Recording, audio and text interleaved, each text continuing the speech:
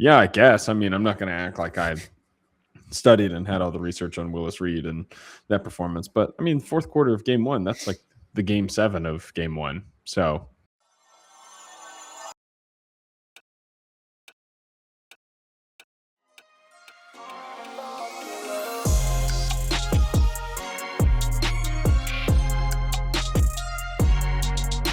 the New York Knicks stole game 1 in San Antonio. We had a lot of fun watching last night. That was one of my favorite basketball games I've watched in a long time. That reminded me of the old 2010s era of basketball where it was a little gross. There wasn't like a crazy amount of elite shot making until the end, until it mattered. And I had a lot of fun with game 1 of the NBA Finals between the Knicks and the Spurs. Knicks take it by 10 points, 105-95. Welcome to the Apollo NBA show.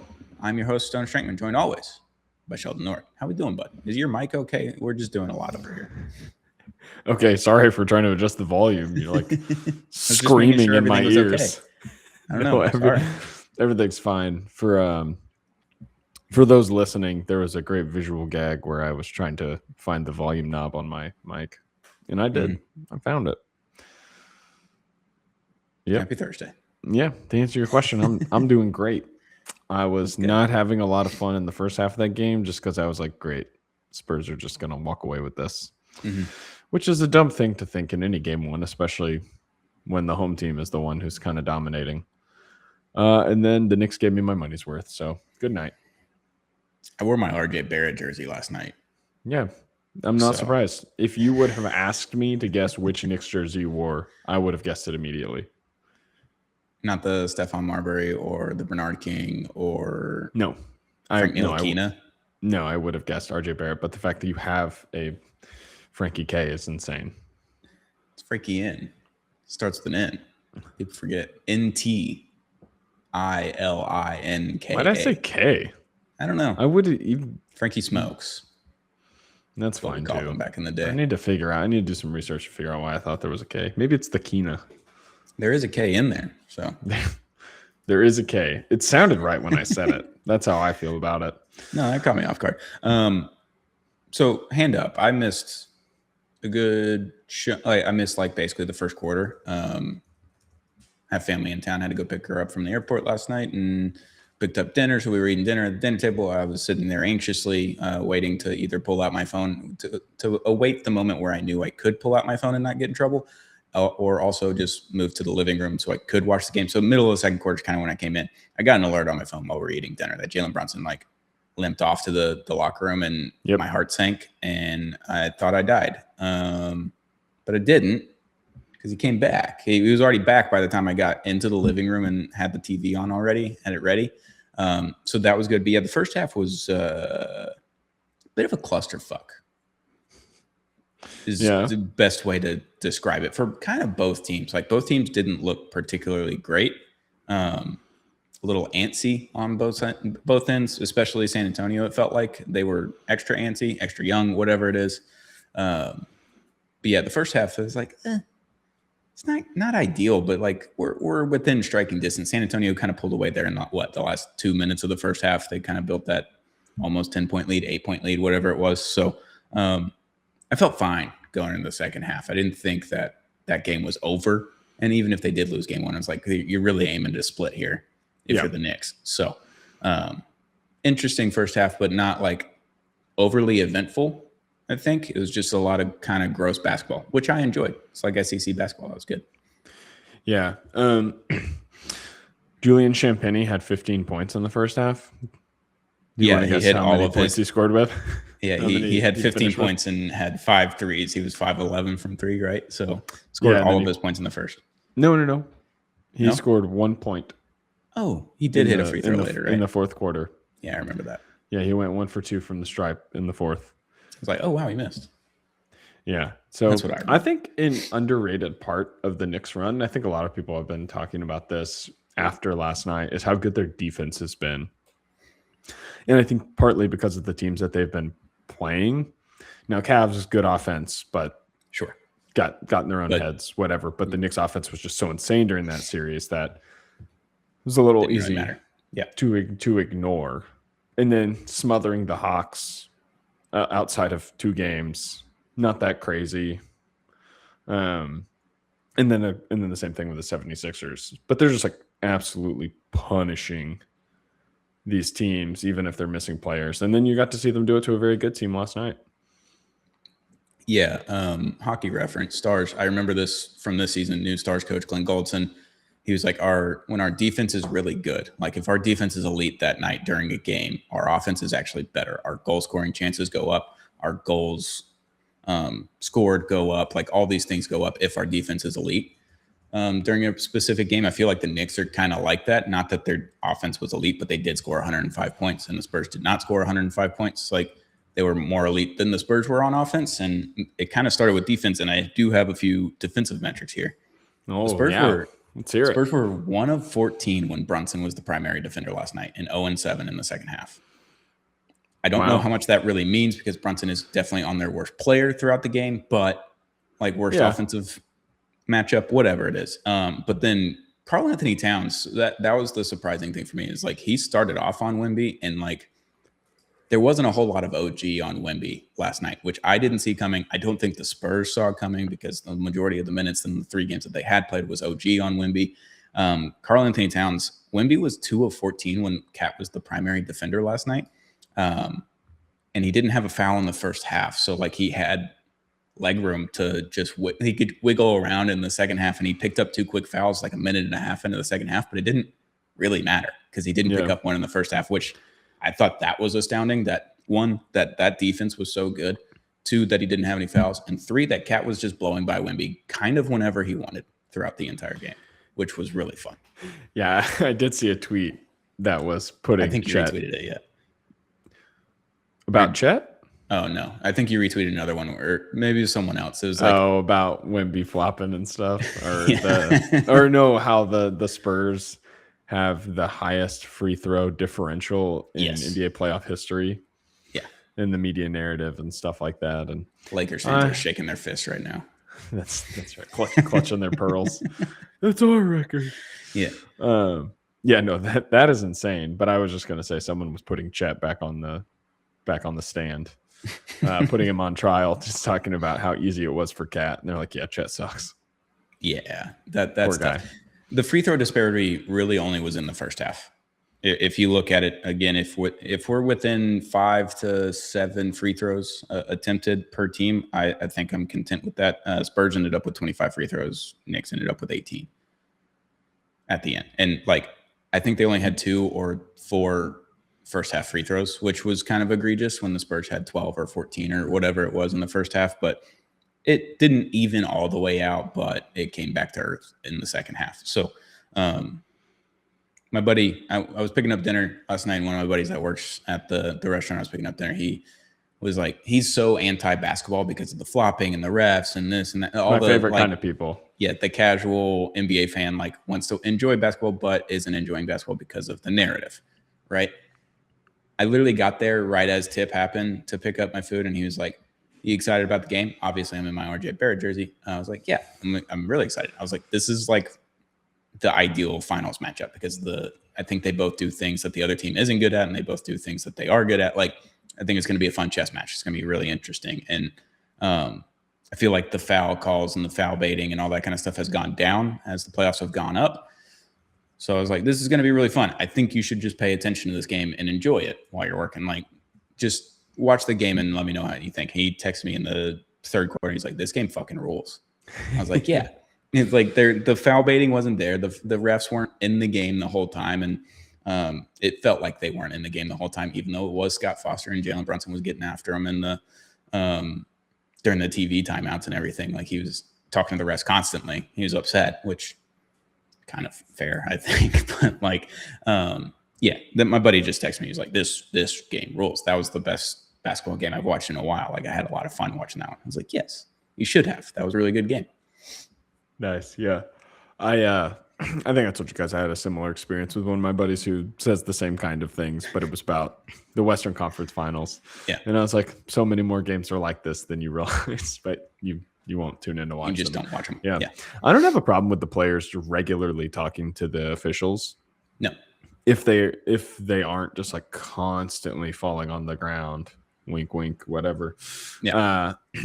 or flopping or whatever. It's like, yeah, go talk to the ref all you want, because then that works. Like, you can tell sometimes if a guy like points out a certain player's fouling off, and you might see that guy pick up a quick foul or a couple quick fouls or something like that. Yeah. So no, I didn't think it was bad. And Brunson's also not like what Luka does and just screams at the ref after a play. He's doing it during the TV timeout, and he's trying to have a conversation, trying to figure out like what the ref is seeing or what he's not calling, what he is going to call, those kinds of things. Like, seemed like a pretty cordial conversation while looking like angry at the same time, because Josh Hart ended up pulling him away at one point. Speaking of Brunson, though, did he just pull a Willis Reed on us? I know it wasn't Game 7, but he's the first Knick to score 30 in Game 1 of the NBA Finals since Willis Reed in 1970. Willis Reed obviously hurts his knee, comes out of the tunnel at tip basically in Game 7.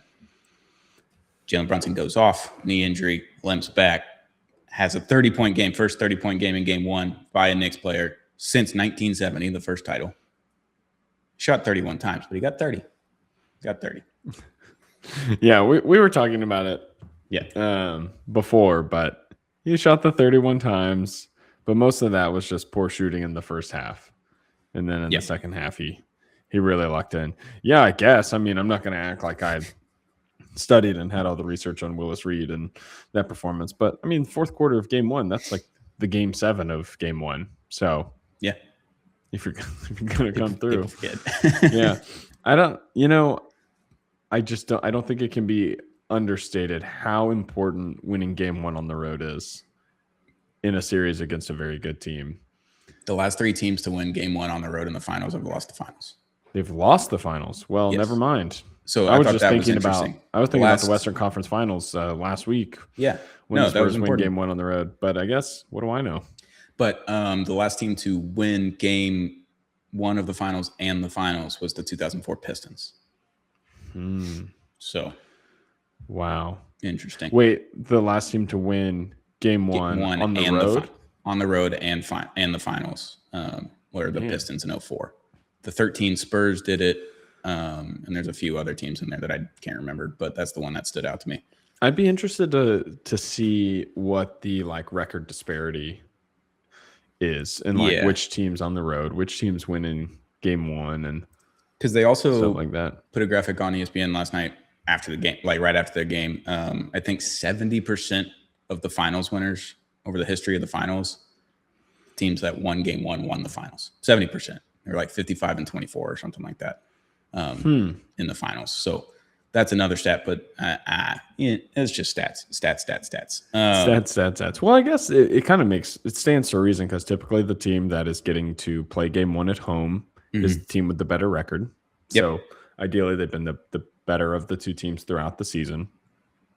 And so they drop Game 1, then you hope they will respond. Right. And then obviously if they win Game 1, then they're in the driver's seat for the rest of the series. Yeah, I wonder if we're getting like a San Antonio blowout in Game 2. Because that's kind of what it felt like. Because Wemby in the post-game press conference was like, yeah, we played like dog shit. We shouldn't have won, all the things. Like, they didn't play well either. They really didn't deserve to win, this, that, and the other. I'm like, okay, well, if we want to look at the last 4.5, 5 minutes of the game where Wemby's throwing the shit off of the top of the backboard and is not hitting the rim multiple times. He's flying all over the place. Like, he shit down his leg the last 5 minutes. Wemby specifically had that turnover, got stripped by Deuce McBride maybe, or maybe it was Josh Hart at the top of the key. Like, the last 5 minutes were a disaster for Wemby. Yeah, and he's going to learn from it, and he's going to get better from it. And like, whether that happens this series or if it happens next season, whatever. But like, he can't say that the Spurs were the better team and they deserve to win, and they didn't play well in this, that, and the other, when they played better than them in the last 5 minutes. When at one point in the second half, they had a 14-point lead. That's another stat I brought, stat guy over here. Record when trailing by 14 points or more in the playoffs since 2024. The Knicks are 6-6.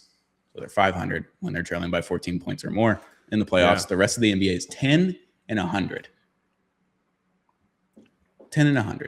For your team to be a coin flip when down 14 in the second half is pretty insane. It's unreal. And it's when I'm growing up, my dad's a Dolphins fan. I'm a Dolphins fan. He was like, growing up and through high school and through college and all these things, like Dan Marino was our quarterback. In a regular season game, like the fourth quarter would come around, we're down 21, we're down 28. It didn't matter. I had all the confidence in the world that Dan Marino was going to lead us back. That is what, and Tom Brady did that for 20 plus years for the Patriots. It didn't matter what the deficit was in the fourth quarter. Like you have the 28-3 Super Bowl comeback. Like that's what Jalen Brunson feels like now. Is like, hey, it doesn't really matter what we're down in the second half or in the fourth quarter. If we're down 22 or 14 or whatever it may be, it's like Brunson was what? What did you say he was? 3 of 20 or 6 of 20 or something like that in the first half. And then he ended up 12 of 31. So he hit half of his shots or more in the second half. He was 3 of 15 in the first half. And then he went 2 of 7 in the third. Yeah. So what's that? 5 of 22. Yeah. And then in the fourth, he went 5 for 9. So really his only good quarter was the fourth. And he scored 13 points. So pretty good. Well, second quarter was fine. He was 4 of 8. Sure. But yeah, I saw a tweet and it's like, it doesn't matter what your shooting percentage is if you go 4 for 5 in the last 5 minutes in the clutch. Like if you go 4 for 5 and you lead your team back, and they went on an 11-0 run to end the game. Yeah. Like, which is funny because they had gone on a scoreless streak right before that. They hadn't scored in like 4 minutes. And down 1. Yeah. I think they got the lead up to like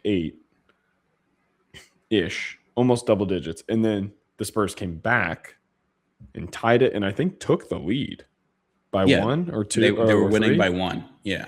Yeah. And then after that, I think it was the 11-0 run. Yeah. Which happened a lot because of Josh Hart getting every rebound in sight on defense. He only had 2 offensive boards, I believe, but 15 boards, 6 assists, 4 steals. Didn't you say it was like the most 2018 Draymond Green stat line of all time?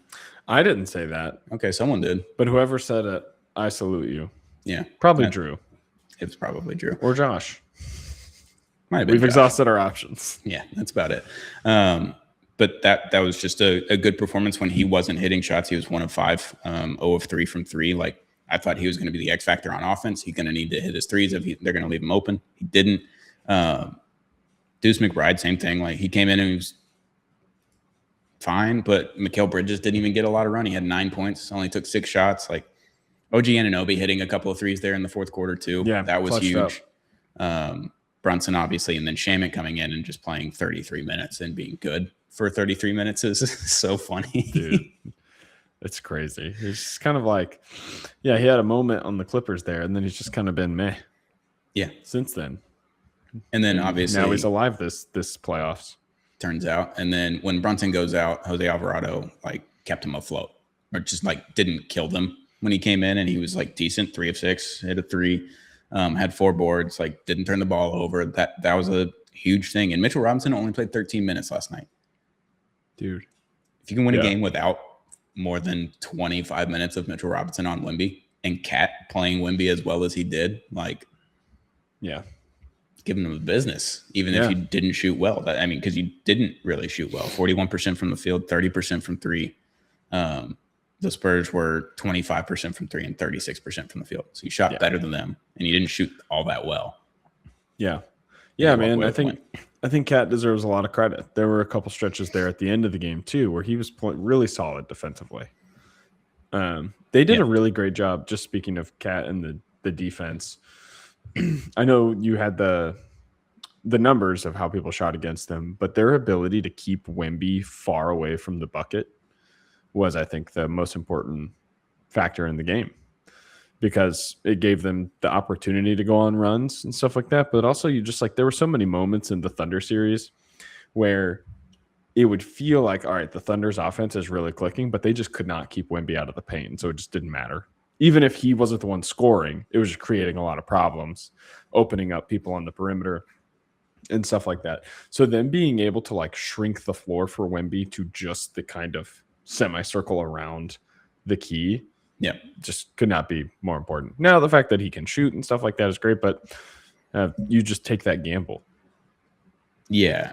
There was a lot of possessions where I remember like Josh Hart and OG, not on a fast break, but like a 3-on-2 or something like that. And one of them was Wemby, and they would get all the way into the paint and then circle back towards the free throw line and panic and pick up their dribble, like just because it was Wemby. Like when that would happen, the offensive possession wasn't that good, and they would get down to 4, 3, 2, 1 on the shot clock, and somehow someone would either make a three or a jump shot, or they'd find an offensive rebound off of it. Like that Karl-Anthony Towns offensive rebound at one point in the fourth quarter. I can't remember when it was. The Jalen Brunson one late in the third quarter, I believe, where he missed his own shot and came back and got the tip. Like there was just a lot of really important, it felt like, offensive rebounds, timely offensive rebounds. Not just like, yeah, we got the offensive rebound in the second quarter or whatever. Like it felt like if you missed that shot and the Spurs went down and hit another shot, the momentum's gone and you couldn't keep it going. And it's a lot of fun. It was a good game. I think when Brunson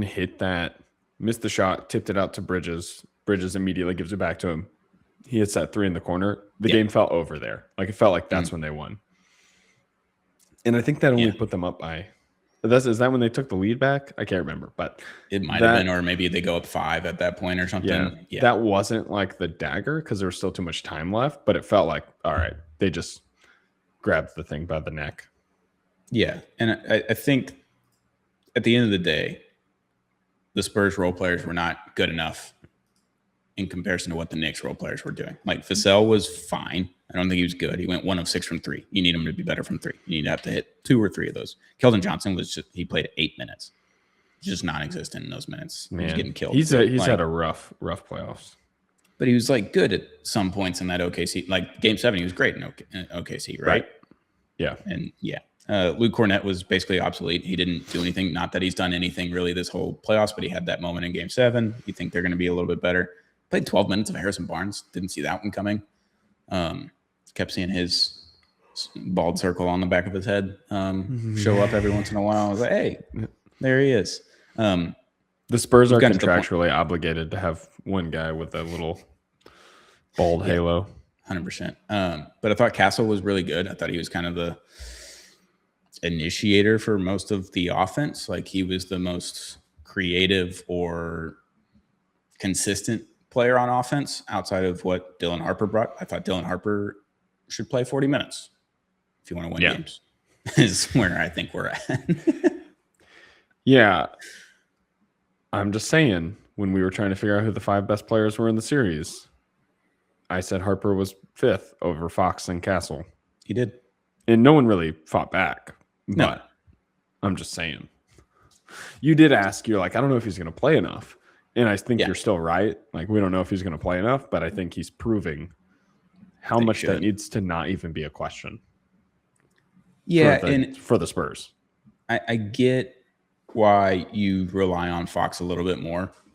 Tenured player, veteran player, and point guard, and more of a true point guard right now than what Dylan Harper is. But every time Dylan Harper's in the game, he does something good.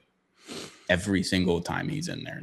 Like that steal that he had at one point where Brunson had a guy wide open in the corner. I can't remember if it was Josh Hart or OG or whatever, but Harper saw it coming a mile away and just started sprinting towards the other side of the other basket on the other side of the floor, and he stole it on the way. And just, it was an easy 2 points for him. It was an easy steal, but either Fox has to stop taking as many shots as he is, or you just have to play Harper more. And I don't know how that works. Yeah, I'm gonna go with both. Probably. Yeah.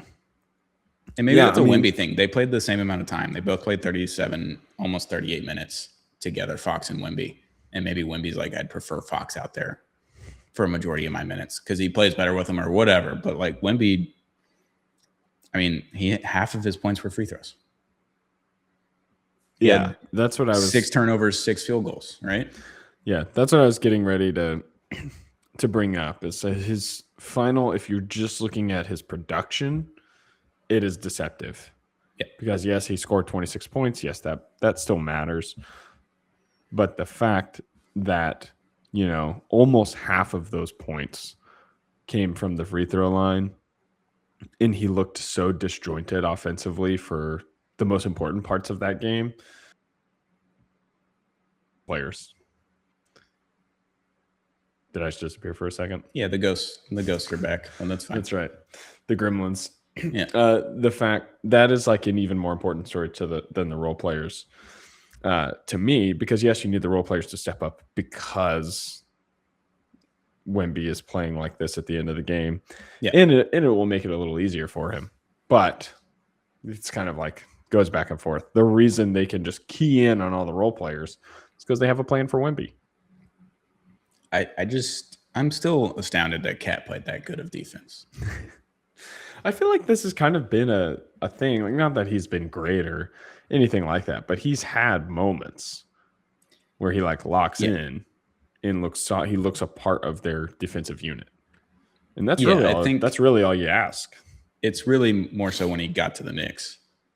Because in Minnesota, like Gobert was the last stop. And like if someone blew by Cat, there was always Gobert. And he was the picture of the defense mainly. Like when everyone thought about Minnesota's defense, they always thought about Gobert and not Cat. And like when you think about the Knicks defense too, it's like it's OG, it's Josh Hart, it's Mikal Bridges and the wings and all that kind of stuff. And Mitchell Robinson getting 15 offensive rebounds in like December or whatever against this team. So yeah, I think it's just interesting that you can watch the game and without seeing any of the stats, you're like, Cat's a good defender. If like you've never watched a Cat game with the Knicks or you've never watched the Knicks at all, and you're like, wow, Cat's a great defender after last night. That's what you would think. And it's just not the typical thought about Karl-Anthony Towns. He did great.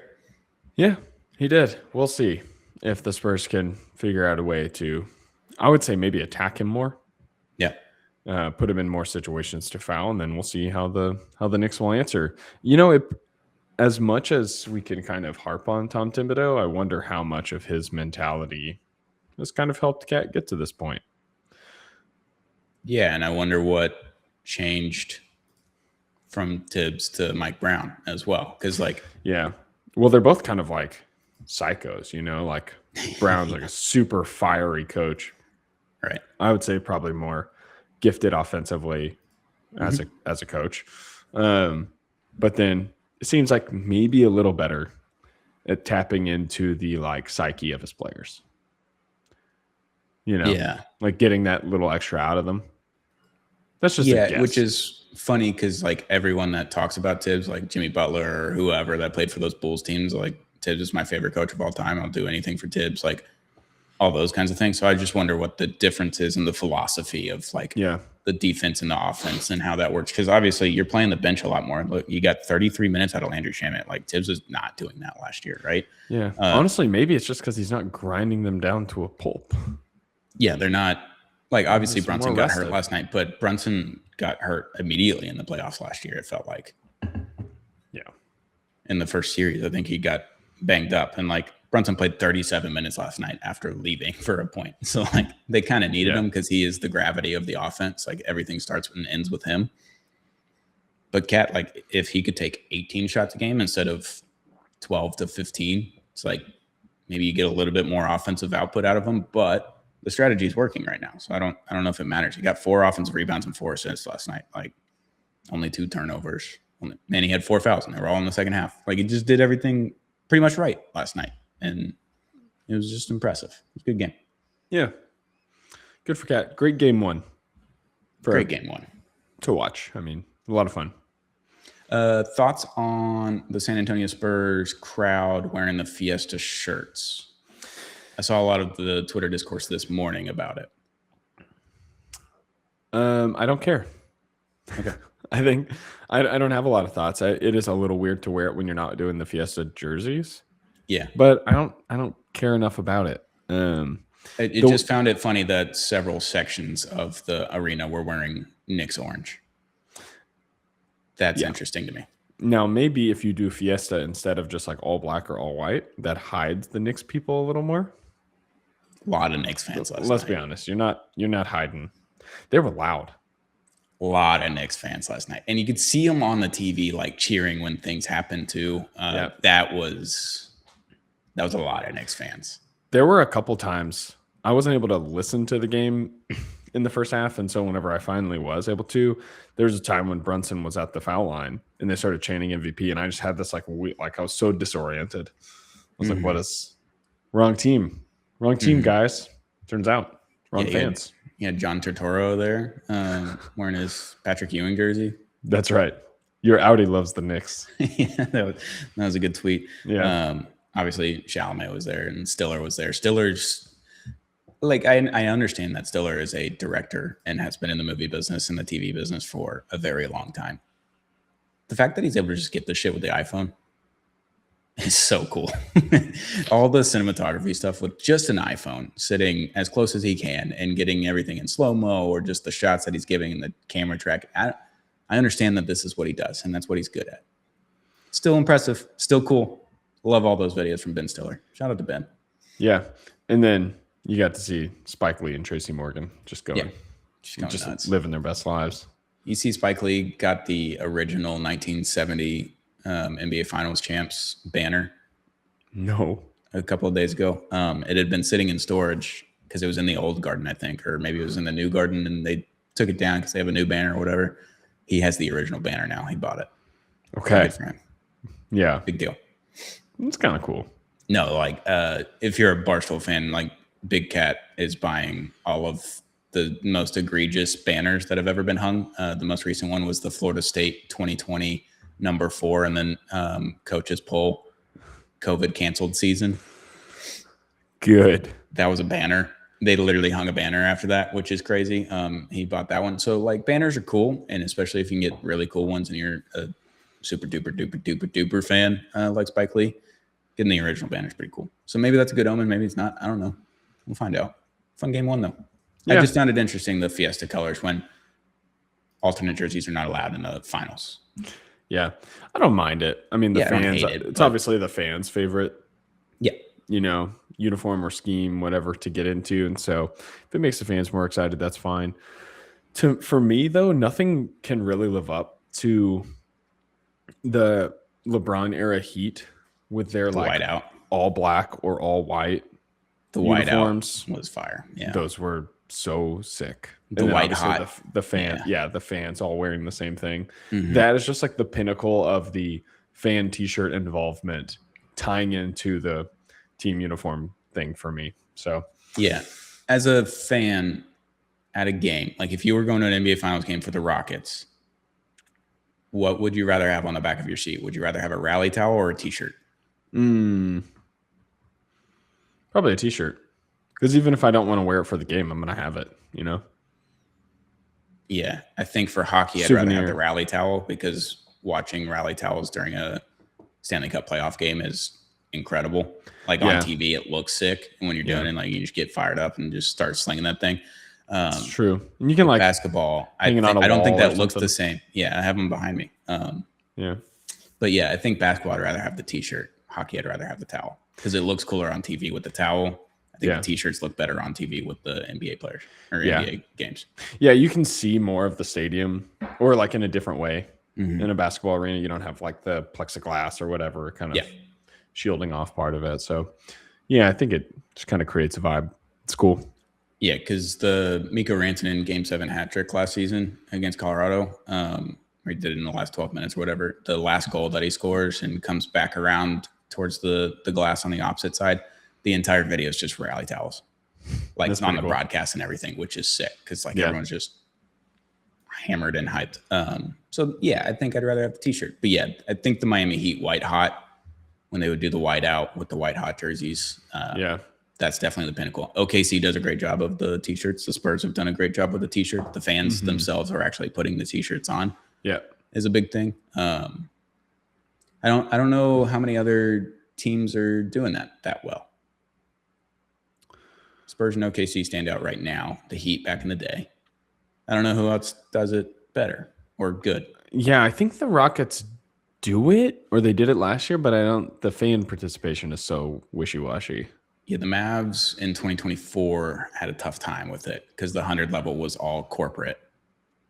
And that's kind of the issue. I don't want to put the shirt on. Cheapest ticket for Game 3 now in Madison Square Garden.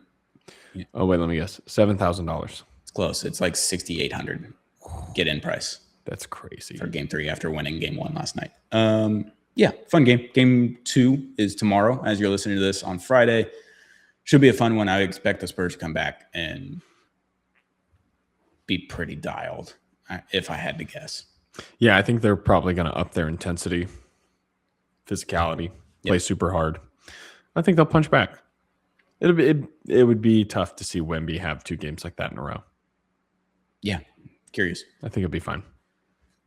All right, Shelly. Before we get out of here, 5 minutes, you get to talk about the new Houston Rockets uniforms that dropped this morning.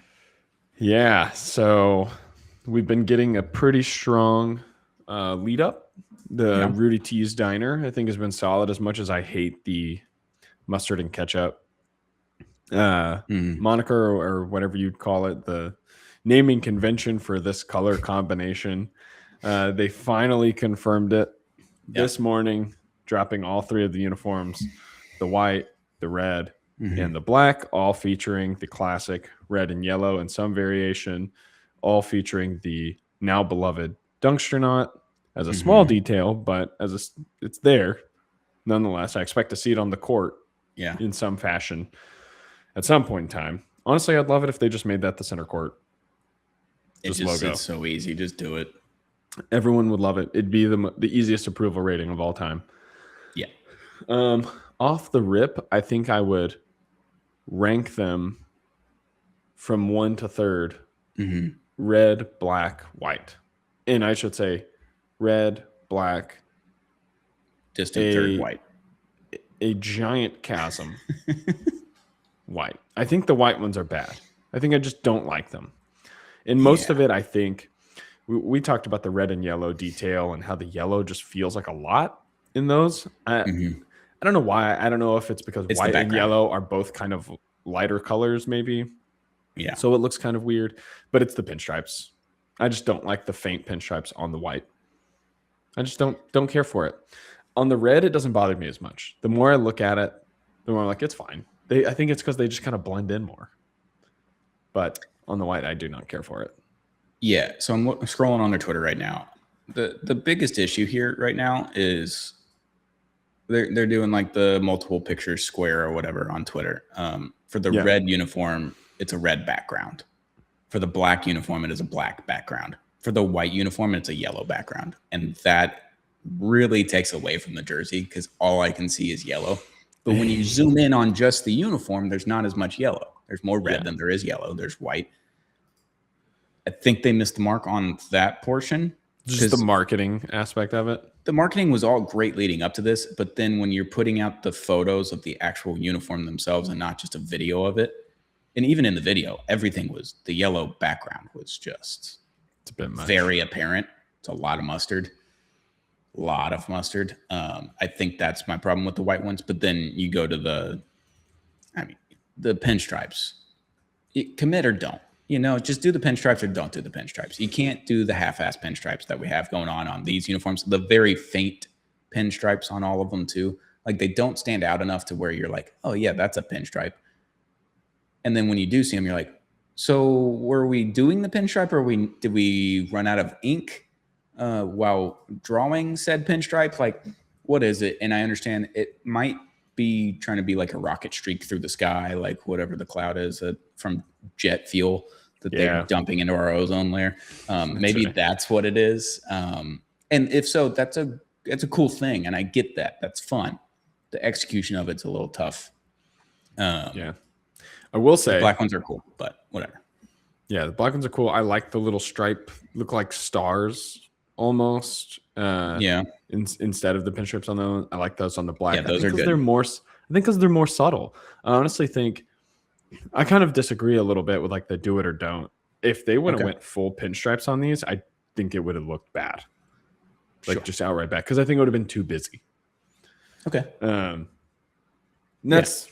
That's me. Maybe not. Maybe I don't think red is a dark enough color because like navy, you get away with like big pinstripes, like the classic Rockets navy uniforms. It looks pretty good. At the time, people were not crazy about those. But anyway, I think a full on pinstripe would have been bad, but I think it's just the white. I think I just don't love it on there. But I will say. Now, I also don't love the giant R on the shorts underneath this little triangle thing. I don't mind the little triangle. This is a triangle stripe, whatever's going on, but I just don't love how giant R. And I don't even hate the R logo, but one huge W is that they are moving away from the logo that had the basketball on it. Yeah. And it's just the R. Well, they have the It's R, just the and R, then they have the triangle thing. The NASA, the nod to NASA or whatever. That's fine. I'm fine with that. Yeah. The Which other those issue are I have, just mid, but no, it's better basketball is a than huge basketball. win. Yeah. And we're going to a triangle, which not many teams have triangles in their logos. You know, a team that does have a triangle in their logo? The Knicks. Yep. Is that who you were going to say? Yeah, that's the only one I can think of right now. Yeah. And it's like the kind of like background It's of the just words. in the back. It's a weird thing. Yeah, it doesn't really matter. The other small loss with these uniforms is that it's not a loss, it's an additive thing. You added the dunction knot permanently to the uniforms. However, you missed because it's too small. It's just on the belt buckle. It should be on just the shorts. Just put them on the shorts on the side where the R is. If you put the dunction knot there, banger. Then I'm not complaining about these as much. I'm like, yeah, the yellow's a little much, but we can move past that if the dunction knot is far more apparent than on the front of the shorts on the waistband, where half the time, the only time you'll really see that is like before tip when everyone's tucking in their jersey for the first time during the game. Yeah. That's when you're going to see it the most. Yeah. We'll see. I mean, the good thing about them kind of setting this as the rebrand is that over the next couple of years, they can tweak some things. They can make some minor changes to the uniform. They kind of did that with they've kind of done that over the years. Since they introduced the red and silver, they'd like kind of gradually changed until we got the most recent ones. So I think there was the T-Mac era, and then there's basically the Harden era. And then at the very end of that, they changed to the ones that we just moved on from. And they're all like progressing toward what they were right now. Yeah. Yeah. And the most recent version of those were probably the best of those three eras, if I had to pick. And so now we've just gone. I don't. The Harden era was, I don't know. Maybe it's just watching James Harden be really cool. think the Harden era, like city editions and alternates, are all the alternates are sick. They're the best. But I think the main ones with there's too much silver, and it just looks gray. It doesn't look silver. It just looks gray. And it looks bad. I like the gray. Maybe that's why I like gray. Maybe. And I don't hate it as like a concept. I don't hate that it's like there in general. I just don't like the application of it. Like on the most recent ones, it was the outline of the lettering. And it's just so light you can like barely see it, and it just looks. Yeah, I liked the gray piping on the neck and the arm. Oh, okay. See, holes. Was not a fan. I don't know. I think it made it look too much like a practice jersey to me. But all that to say, generally, I approve of the new ones. I like the red ones a good bit. I wish the pinstripe was different or gone. The black ones are solid. Will be a fun alternate. Yeah. The white ones, I hope they never wear. They're not that bad. They're just the yellow background. Just not good. Yeah. Yellow background's bad. They're fine. White ones are fine. 45 seconds on your thoughts of being a DFW resident and the Stars and the Mavericks moving out of Dallas, basically. I know the Mavericks are staying in Dallas, but they're as far north as you can get. Oh, where are they going? Do we know officially? The Valley View Mall area off of 635. Oh, okay. So really North Dallas, into the arguably most congested part of traffic time. Oh, yeah. Oh, yeah. Like in all of DFW. It is going to absolutely suck where North Tollway and 635 and all those exits, everything is going to be an absolute disaster. Yeah, and all the games are starting in rush hour, or right after at least 7:30. It's like you're going to have to leave your job or your home at 5 p.m. just to get there at 10. Yeah. I don't have a lot of thoughts about it. I'm not typically going to that arena. I might go once, maybe twice a season. So I don't really care. I mean, not having to drive through downtown and park downtown is nice. It's a nice prospect. Hopefully there's more parking available, but I also had a spot that I would park for free. Yeah. That I knew about. So that's and the Stars are moving to Plano. A bummer. So like no one's really no one's Dallas. No one's going. There's no the other thing with the new Mavs arena, I think there's not a lot of public transportation anymore. Right. For that or the Stars, there is zero public transportation, and everyone that lives off of D&T is not going to approve of a dart going through there. So Yeah. you literally have to have a car or access to a car to get to these games now, which downtown, you can ride the Dart from almost anywhere in Dallas. You can even get from Fort Worth. You can go on the Dart and get to Dallas, down or uptown to go to AAC. And the arena's not bad. If you put... No, arena's good. I like it. I don't think it needed terribly any more upgrades, like maybe the roof. The elevators could use some work. They're a little slow, but other than that, like everything's fine. Yeah. It's bad. I think it's bad move by both teams. It's very Dallas for none of the teams to be in Dallas proper anymore. Well, I guess the Mavs will technically be in Dallas proper, but they're barely. They're in Addison. Farmers Branch. Yeah, Addison, basically. It's just south of Addison. Yeah. For those who don't know, maybe are Houstonians or something who live in a city that even though the traffic is awful, the layout of the roads makes sense where it's a grid in the middle and then you got a circle and then a bigger circle around it. Yeah, you have the loops. The loops are great. We have the concept of loops in Dallas, but they are giant. And both of them, Loop 12 and 635, just circle, just giant circle, but there's no grid or connecting lines in the middle. So like you could take 35 and it'll take you from the northwest corridor to the southwest corridor. It's bad. And then it's just it's not a very well thought out. Yeah, in that song Concrete Jungle layout. Where Dreams Are Made Of, they're talking about the highway system in DFW. Yeah, sure. It literally looks like a jungle half the time. Your name's on of concrete highways. It's terrible. It's tough. So, yeah, that stinks for Mavs fans who live in downtown Dallas or whatever. But let's be honest, most of those people are transplants anyway. Yeah. I actually don't know if that's true, but it feels right. Feels true. Yeah. I think the Mavs are getting new uniforms too, or a new sponsor, one of the two. Good. Because they're putting all jerseys are 60 to 70% off right now in the team store. Whoa.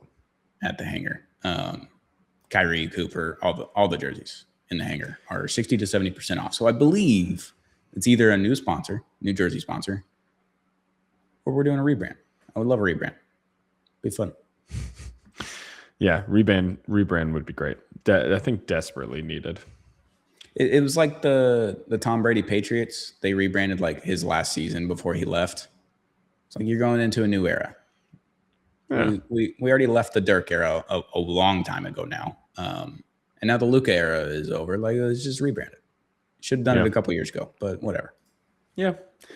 Yeah, it's overdue. The futuristic turned into the modern futuristic it's bad. kind of look from the early 2000s.